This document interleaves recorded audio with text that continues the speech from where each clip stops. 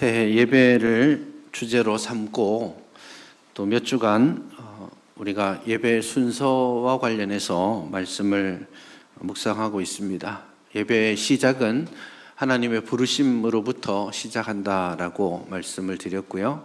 그 하나님의 부르심에 응답한 하나님의 백성들이 와서 하나님과 평화의 인사를 나누고 하나님께 속령을 드리고, 그리고 우리는 하나님 앞에 우리의 신앙을 고백합니다. 사도신경으로 신앙 고백한 다음에 우리 교회의 예배 순서는 참회의 기도와 또 사제선언 순서가 있습니다. 그래서 오늘 이제 다룰 내용이 죄를 고백하는 것과 사제선언을 받는 그 내용에 관한 것이 되겠습니다. 예배는 전반적으로 위에서 내려오고 밑에서 올라가는 패턴이 있다라고 말씀을 드렸죠.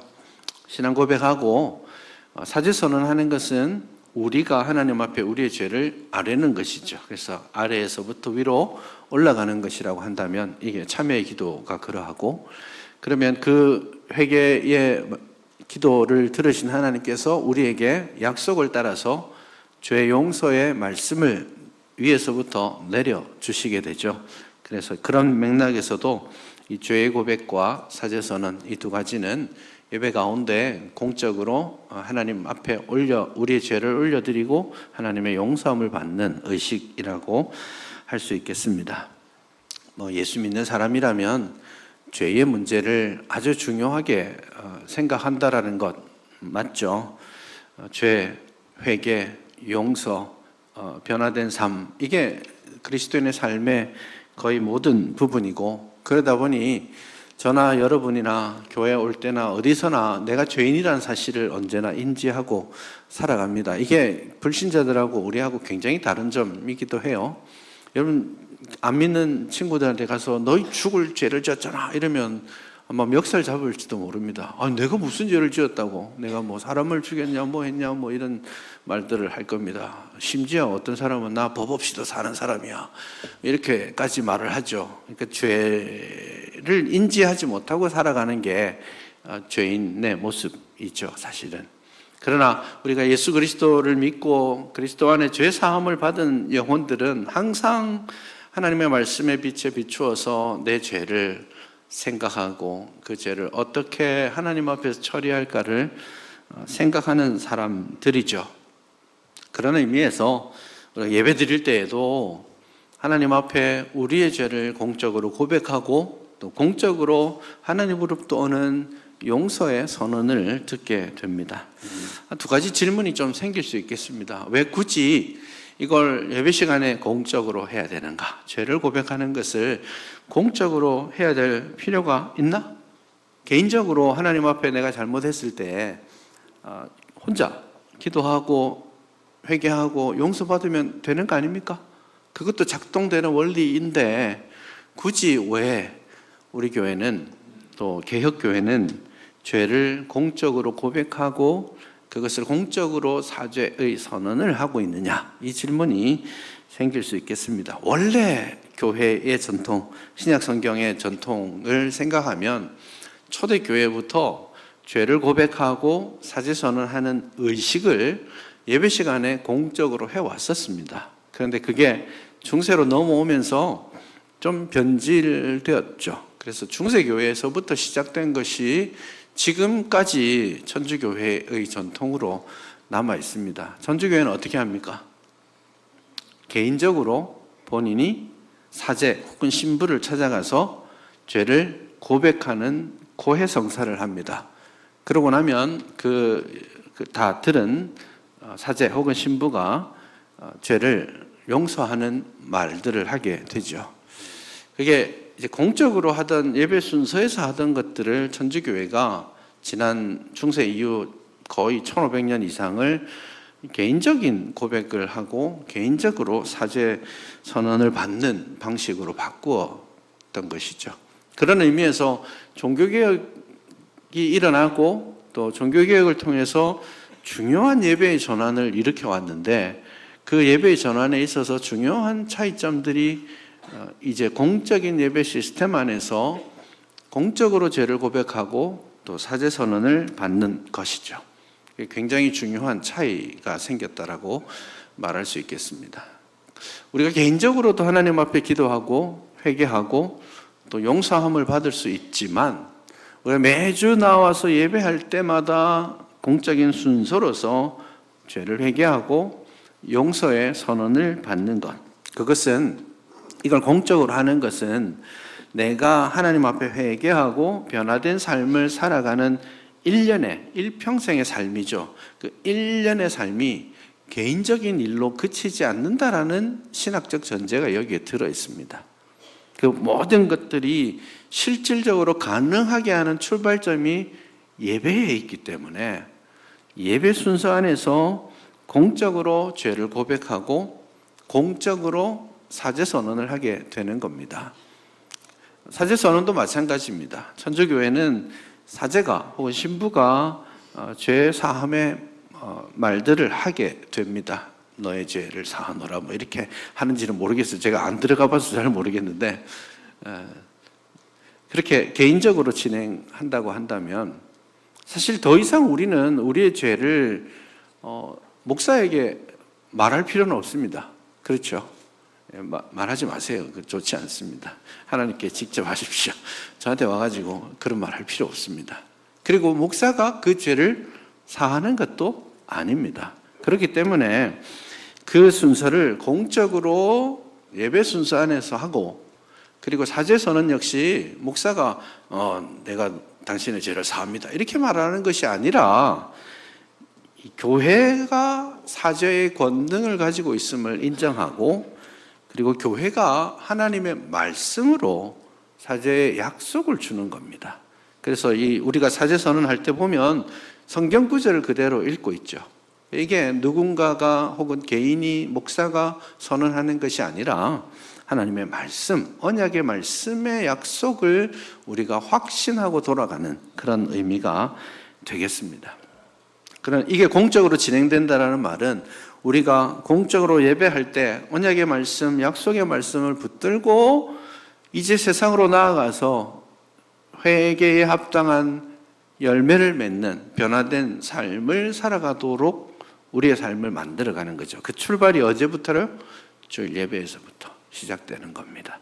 그런 의미에서 우리가 사적으로 개인적으로 진행되었던 중세의 천년의 역사를 포기하고 공적으로 이것을 죄의 문제를 다루게 되었다라는 것을 말씀을 드리면 좋겠습니다. 실제로 여러분 이게 천주교회와 우리 개신교회와의 중요한 차이라고도 할 수 있는데 마태복음 16장에 보면 베드로가 신앙 고백을 합니다. 신앙 고백을 했을 때 잘했다 이렇게 말씀하시고 그 다음에 주신 말씀이 있습니다.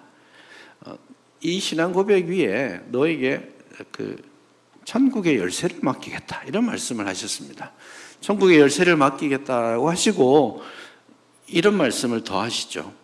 너희가 땅에서 매듭을 풀면 하늘에서도 풀릴 것이고 너희가 묶으면 하늘에서도 여전히 묶여 있을 거야 이런 말씀을 하셨습니다. 이게 이 사죄 선언과 상당히 깊은 관련을 가집니다.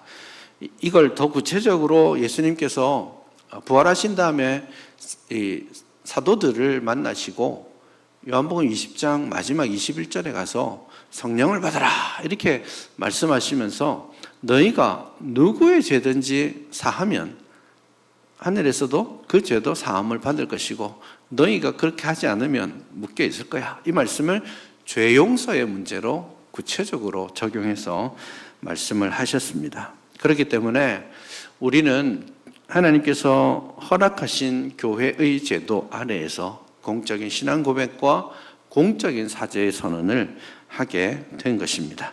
그게 첫 번째 질문이고요. 질문에 대한 답이라고 할 수 있겠고 두 번째 질문이 생길 수 있습니다. 매주 죄 사함에 대한 고백을 할 때 이런 질문이 생길 수 있습니다.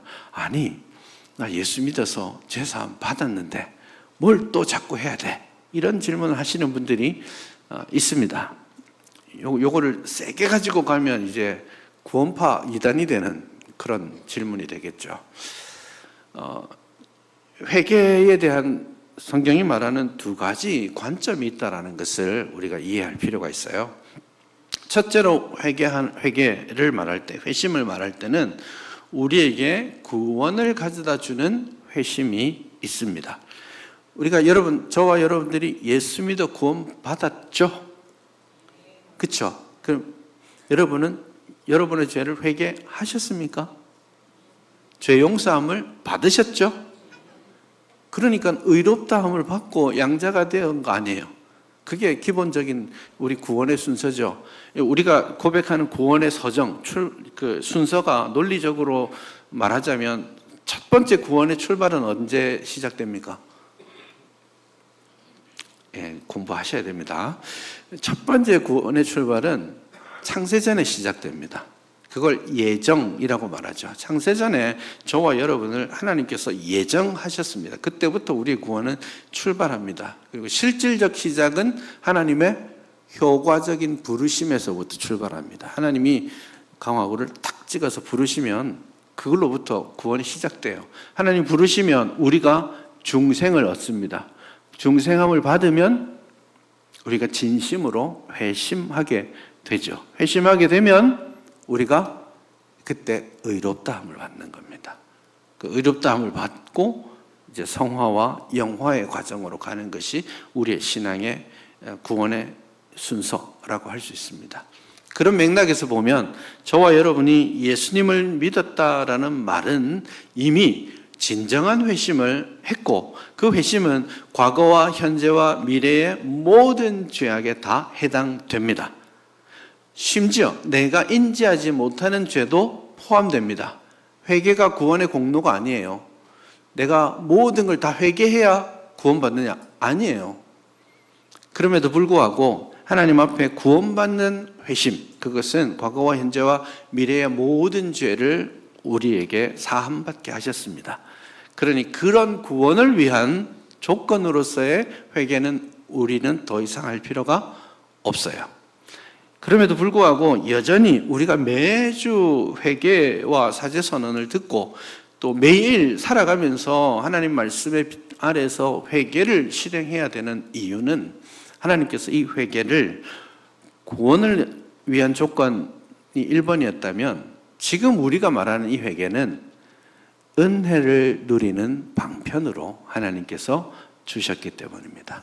이 회개를 부지런히 실행하는 사람은 하나님의 은혜를 풍성하게 더 누리고 하나님께서 기뻐하시는 그 길 가운데 점점 더 가까이 나아갈 수 있게 되기 때문에 그렇습니다.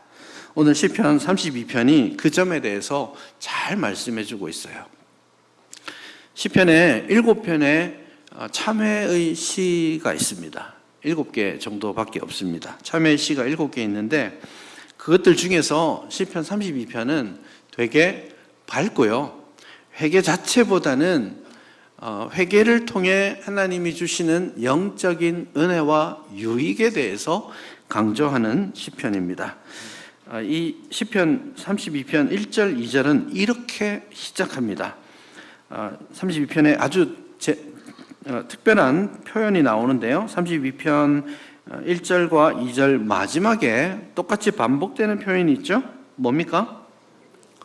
복이 있도다 이 말입니다. 예, 한국말은 이제 끝까지 들어봐야 되잖아요. 그렇지만 히브리어나 이런 것들은 중요한 표현을 제일 앞에 갖다 두는 겁니다. 그러니까 첫 말을 잘 들으면 되는데 32편 1절과 2절의 첫 번째 말이 뭐냐면 복이 있도다 이 말입니다. 복되도다 이렇게 외치고 시작합니다. 복되도다 회심하는 자여, 복되도다 회개하는 자여, 죄 용서함을 받는 자여 복되다. 그렇게 표현하죠. 사실 복되도라는 말을 보다는 좀 더 생생한 그 해석을 하자면 이게 더 맞습니다. 행복자로다 죄 용서함을 받는 자여 이렇게 말씀하죠. 여러분 이거 어디서 많이 들어본 말 아닙니까? 시편에 복이 있도다 혹은 복되도다 혹은 복 있는 사람은 이런 표현으로 똑같은 표현이 반복적으로 나오거든요. 제일 먼저 나온 것이 어디입니까? 첫 글자로 나온 곳 시편 1편 1절입니다.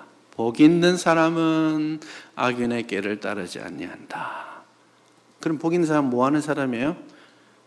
그 말씀을 주야로 묵상하는 사람이다. 그러니까 시편 1편은 행복자로다, 하나님의 말씀을 가까이 하는 자야, 이렇게 말했다면 여러분, 이 말씀을 시편이 생각보다 자주 하지는 않습니다. 전략적으로 시편 150편 안에 몇 번 복되다라는 말을 넣어놨는데 32편이 시작할 때 첫 마디로 넣어놓은 두 번째 표현입니다. 실제로는 시편 2편 마지막에도 나오긴 해요. 근데 시편 1편 시작을 복되도다 했고 시편 2편의 마지막을 복되도다 했죠. 시편 1편과 2편이 시편 150편 전체의 하나의 서론입니다. 복되도다, 하나님의 말씀을 가까이 하는 자요 했는데, 그 복되도다 말씀을 가까이 하는 사람의 결론이 뭐냐면 복되도다 메시아께 나아가는 자요, 이거예요. 그게 시편 1편과 2편의 주안점입니다. 그리고 나서 처음으로 복되도다 라고 했는데 회개하고 죄의 용서함을 받는 자요, 이렇게 말합니다. 그런 의미에서 오늘 시편 32편은 시편 1편의 논리적 결론과 같이 연결됩니다.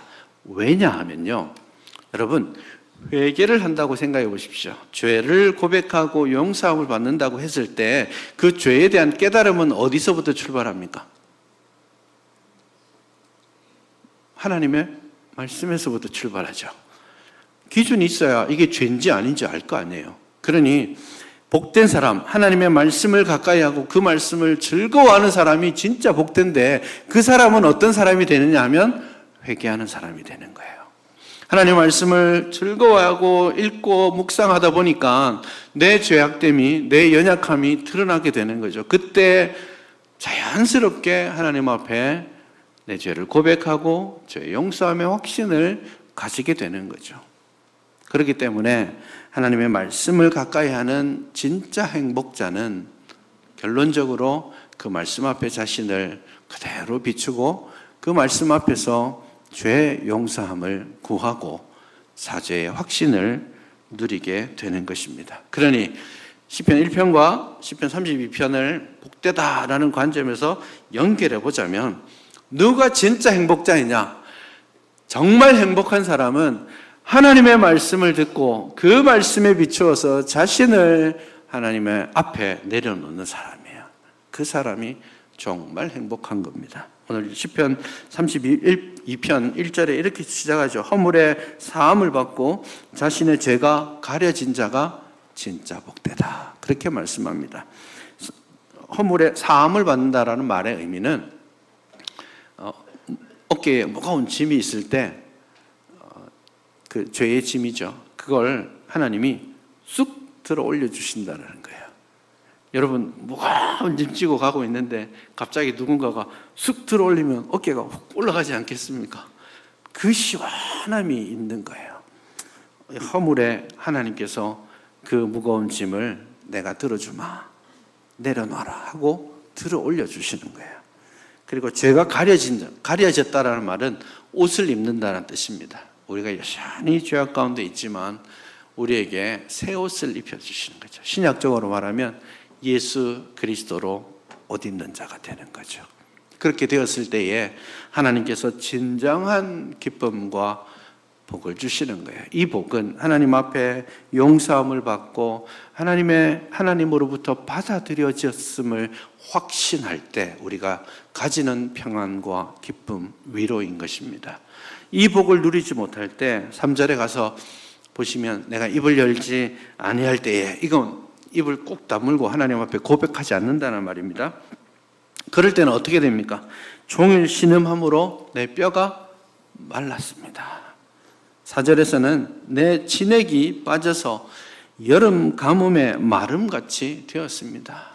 내 죄 문제를 해결하지 못하고 하나님의 백성이라고 하면서 죄의 문제를 하나님 앞에 고백하지 못하고 완고하게 입을 다물고 있는 그 모습이 자신의 영혼이 점점 메말라가고 있는 그 고통, 그리고 무거운 죄의 짐을 어찌할 수 없이 메고 살아가는 그런 모습으로 본문이 묘사하고 있습니다. 이게 대조해서 보여주는 거예요. 1, 2절에서 참으로 행복한 사람은 시원하게 짐을 하나님께 맡겨드리는 사람이라고 한다면, 이제 그렇게 하지 못하는, 회개하지 못하고 죄 용서의 확신을 가지지 못하고 살아가는 사람들은 뼈가 썩어 들어가는, 진액이 말라가는 그런 영적인 어떤 침체와 고통을 경험하게 된다라는 겁니다. 그 말씀을 하고 5절에서 다시 한번 확신에 차서 말씀합니다. 셀라라고 4절에 되어 있잖아요. 셀라라는 말은 원래 여기에 있는 건 아니고 예배 시간에 어떤 음악적 용어로서 후대에 이렇게 넣어놓은 겁니다. 아마도 세게 불러라 이런 뜻일 것 같기도 하고 그렇습니다. 그러니 지금 그 고통이 심하다라는 것을 셀라라는 표현 안에 넣어놨습니다. 그리고 나서 5절에서 그 고통으로부터 회복되고 죄악의 사함을 받는 것에 대한 확신을 고백할 때 다시 셀라라고 말하고 있죠. 5절에 보시면 허물을 여호와께 자복하리라 하고 죄를 아뢰고 죄악을 숨기지 아니하니까 주께서 내 죄악을 사해 주셨습니다. 그렇게 크게 소리 질러서 고백하고 있는 모습입니다. 이게 우리가 매주 하나님 앞에 나와서 회개할 때 우리의 죄를 부끄러워하지 않고 다 아시잖아요. 다 고백하고 내어놓았을 때 하나님이 주시는 시원함입니다. 죄 사함의 기쁨을 가지고 확신을 가지고 가는 거예요. 우리가 매주 와도 하나님께서 우리의 죄를 사해 주실 것을 우리는 믿습니다. 우리가 얼마나 회개를 잘해야 받느냐 이 문제 아닙니다. 회개를 잘해야 용서하신다라고 하면 회개가 우리의 공로가 되는 거 아니에요. 그렇지 않습니다. 우리의 용서의 근거는 하나님의 자비하심에 있고 우리의 용서를 확정하는 것은 예수 그리스도께서 십자가에 죽으시고 부활하신 그 일로 말미암아 우리가 진정한 회개를 확정했습니다. 그 확신을 가지고 나아가는 거예요. 막 눈물을 몇 바가지 흘려야 하나님 용서해 주시고 가슴을 몇 번을 쳐야 용서해 주시고 그런 거 아니에요. 우리 회개의 진정성도 필요하지만 그 회개가 하나님이 용서하신다라는 확신이 없이 가는 게 아니라는 거예요. 그 확신 가지고 가기 때문에, 그리고 언약의 말씀으로 죄 사함의 말씀을 듣고 가기 때문에 우리는 일어서서 돌아갈 때에 마음의 평안과 기쁨, 다시 살아갈 힘을 얻어서 가게 되는 것입니다. 그러니 언약의 말씀 가운데 예배, 공동체로서 예배가 공적으로 드릴 때에 이 회개를 구체적으로 실행하시고 우리가 살아가는 삶 가운데 부지런히 회개를 실행하실 수 있기를 바랍니다. 회개할 일 없으면 좋겠죠. 그렇지 않습니다. 회개할 일이 없을 수도 없지만 개혁주의 교회는 회개를 즐거워해야 합니다. 회개하려고 죄를 지으란 말이 아니고요. 하나님 앞에 나아가서 회개할 때 주시는 용서의 은혜가 너무나 크고 확실하기 때문에 우리가 어떤 죄를 지어도 어떤 상황에서도 우리가 하나님 앞에 담대히 나아가서 나 자신을 그대로 내어놓고 회복의 은혜를 누릴 수 있기 때문에 심지어는 회개를 즐거워하라 라는 말까지 우리는 하게 되는 것입니다. 우리가 이 회개를 잘 하기 위해서 먼저 가져야 될 것은 뭐냐면 우선은 뭘 회개해야 될지 알아야 되겠죠. 그러기 위해서는 죄가 뭔지 알아야 됩니다. 죄가 뭔지를 알려면 더 근본적으로 하나님의 법이 뭔지를 알아야 됩니다. 왜냐하면 죄라는 것이 하나님의 법에서 어긋나는 것이 죄이기 때문에. 소요리 문답 제13문은 죄가 무엇입니까? 라고 질문했을 때 두 가지로 대답합니다. 하나님의 법을 온전히 지키지 못하는 것, 하나님께서 하라고 하신 일을 행함에 있어서 온전하지 못한 것, 죄입니다. 예를 들어서 우리가 항상 기뻐해야 됩니다. 맞습니까? 명령이죠. 근데 우리는 항상 기뻐하지 못합니다. 짜증이 항상 여기 올라와 있어요. 막 전화해서 불평하고 싶은 마음들이 막 나옵니다. 그 죄입니다. 불평이 없을 수는 없지만, 그러나 항상 기뻐하라에 온전하게 우리가 하지 못하는 거예요. 하나님 앞에 언제나 기도해야 됩니다. 맞습니까? 부족함이 죄입니다.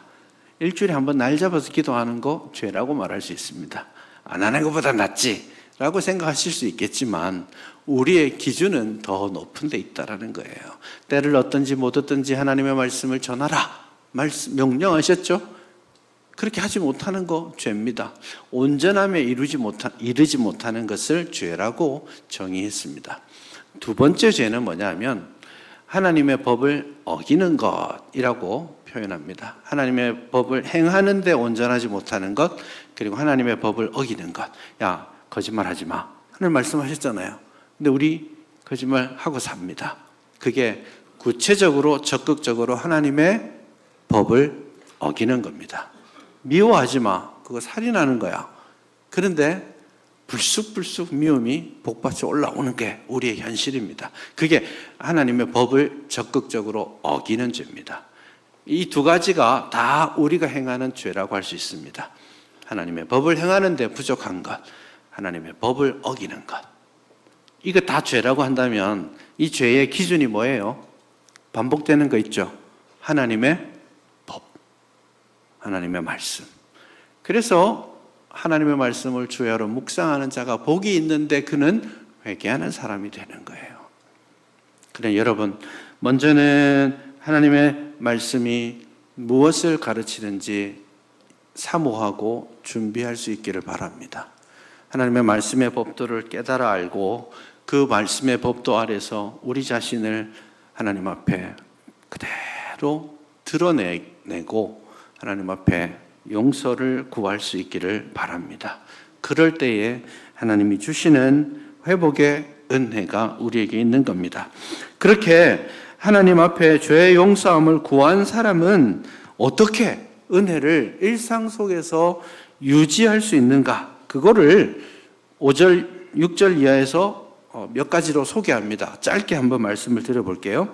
6절에 보시면 첫 번째로 이로 말미암아 모든 경건한 자는 주를 만날 기회를 얻어서 주께 기도하여라. 주를 만날 기회를 얻어서 주께 기도하여라. 이렇게 되어 있는데 거기에 각주가 하나 있죠. 1 이렇게 되어 있습니다. 밑에 보시면 주를 만날 기회를 얻어서가 무슨 뜻이에요? 죄를 깨달을 때에 하나님의 말씀을 읽고 묵상하면서 내 죄가 드러났을 때에 내가 기도하는 가운데 나의 죄가 나의 연약함이 드러났을 때 언제나 하나님 앞에 기도해야 합니다. 그게 우리가 죄를 고백하고 용서함의 은혜를 일상 속에서 누리는 첫 번째 길입니다. 그러므로 여러분, 하나님 앞에 기도하기를 쉬지 마십시오. 하나님 앞에 여러분의 마음이 준비되어서 여러분에게 하나님 말씀이 비추어질 때에 그 말씀에 비추어서 자신을 기도 속에서 부끄러워하지 말고 용기 내어서 담대하게 하나님 앞에 아뢰는 여러분 될 수 있기를 바랍니다. 두 번째는요, 7절에 나옵니다. 주는 나의 은신처이오니 환난에서 나를 보호하시고 구원의 노래로 나를 두르시리이다. 그렇게 말씀합니다. 주님을 뭐라고 표현했어요? 나의 은신처. 주님한테 가면 은신처가 됩니다. 그렇기 때문에 그 은신처 되신 주님은 나를 환난에서 보호하시는 거죠. 그러니 이 7절의 말씀은 뭐냐면 은신처이신 주님 앞에 나아가서 구원의 노래를 부르라는 겁니다. 이게 이제 참회의 기도 10편 51편이랑 이런 것들하고 비교해서 보자면 이 말의 원초적 의미는 주의 성소로 나아가서 구원의 노래를 불러라 이겁니다. 그 뭐냐 하면 하나님 앞에 예배하는 사람이 되어라. 이런 뜻입니다. 첫 번째는 어디서든 주께서 나에게 깨달음을 주실 때 기도하여라. 두 번째는 주의 성소로 나아가서 나를 구원해 주신 하나님 언약의 주님을 노래하여라 라고 말씀하는 겁니다. 주의 전을 사모하고 하나님 앞에 예배하고 예배의 즐거움들을 회복하는 것이 여기에 필요한 것이죠. 마지막 세 번째입니다. 8절, 내가 내 갈 길을 가르쳐 보이고 너를 주목하여 훈계하리로다. 주 앞에 나왔을 때 하나님께서 말씀을 통해서 길을 가르쳐 주십니다. 훈계하십니다. 무엇을 통해서요? 하나님의 말씀을 통해서.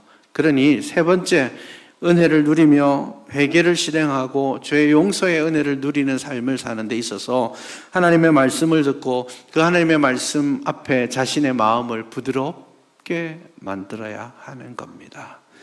9절에 보시면 하지마라고 말하는 게 있는데요. 무지한 말, 노새같이 하지 말아라. 그렇게 말합니다. 그들은 제갈과 굴레로 단속하지 않으면 콧뚜레로 뚫어가지고 가지마 하고 땡기면 아파서 안 가는 거예요. 그게 아니면 자기 마음대로 다니는 거죠. 그렇게 하지 말라는 거예요. 와서 하나님 말씀 들었는데 10년을 들어도 20년을 들어도 내 생각 그대로 붙어 있고 내 고집대로 살아가고 그렇게 한다면 정말 무지한 말이나 노새와 같이 완고한 양심을 가지고 살아가는 거예요. 하나님의 말씀이 들려질 때에 마음을 부드럽게 하고 하나님의 말씀의 빛 가운데 나 자신의 삶을 정직하게 돌아보고 내어놓고 기도하는 거예요. 그 삶이 실행될 때 우리가 비록 이 땅에서 연약한 하나님의 백성으로 살아갈지라도 때로는 넘어지기도 하고 때로는 실수하기도 하고 때로는 알면서도 범죄하지만 그럼에도 불구하고 나를 받아주시고 나를 구원해 주시는 그 주님의 은혜를 기억하고 경험하고 살아가게 되는 것입니다. 우리 하나님께서 우리에게 죄를 고백하고 또 그 죄를 용서하시겠다고 매주 확증해 주고 계심을 기억하십시오. 우리 살아갈 때 연약함이 있을지라도 이 사실을 분명히 기억하십시다. 나는 하나님께 받아들여진 존재다. 하나님께서 내 죄를 용서하신다. 그 사실을 분명히 기억하시고 부지런히 말씀 앞에 나를 세우고 부지런히 그 말씀의 빛 아래에서 회개를 실행하시고 용서함 받은 하나님의 백성으로서 이 땅을 평안과 기쁨 가운데 살아가시는 여러분 될 수 있기를 바랍니다.